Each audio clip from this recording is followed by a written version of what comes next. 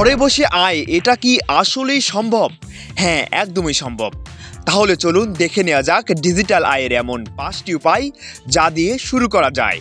প্রথমে আসে ফ্রিল্যান্সিং, মানে নিজের দক্ষতাকে কাজে লাগিয়ে আয় করার একটি দারুণ জনপ্রিয় উপায়।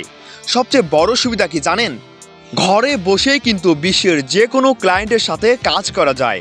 ধরুন গ্রাফিক্স ডিজাইন বা লেখালেখি, এই ধরনের দক্ষতা আর একটু ধৈর্য থাকলেই কিন্তু শুরু করা যায়। শুরুটা হয়তো কম দিয়ে হবে, কিন্তু অভিজ্ঞতা বাড়লে আয়টা কিন্তু $1000ও ছাড়িয়ে যেতে পারে। ফ্রিল্যান্সিংয়ের পর এবার আসি কন্টেন্ট তৈরির দুনিয়ায়। এটা কিন্তু আয়ের দারুণ একটা পথ। যেমন ধরুন ইউটিউব, ওদের শর্ত পূরণ করলেই ভিডিও থেকে আয় করা শুরু হয়ে যায়। এর মধ্যেও প্রথম ধাপটা হলো চ্যানেলে 1000 সাবস্ক্রাইবার নিয়ে আসা। এর সাথে দরকার 4000 ঘন্টা ওয়াচ টাইম। তাই ভিডিওগুলো আকর্ষণীয় হওয়াটা খুব জরুরি। ইউটিউবের মতোই ফেসবুকও কিন্তু ভিডিও ক্রিয়েটরদের আয়ের সুযোগ করে দেয়। দেখুন, ইউটিউবে লাগে 1000 সাবস্ক্রাইবার আর ফেসবুকে 10,000 ফলোয়ার। আমাদের 3 নম্বর পথটা হলো অ্যাফিলিয়েট মার্কেটিং। অনেকটা ডিজিটাল সেলম্যানের মতো কাজ করে। ব্যাপারটা বেশ সোজা।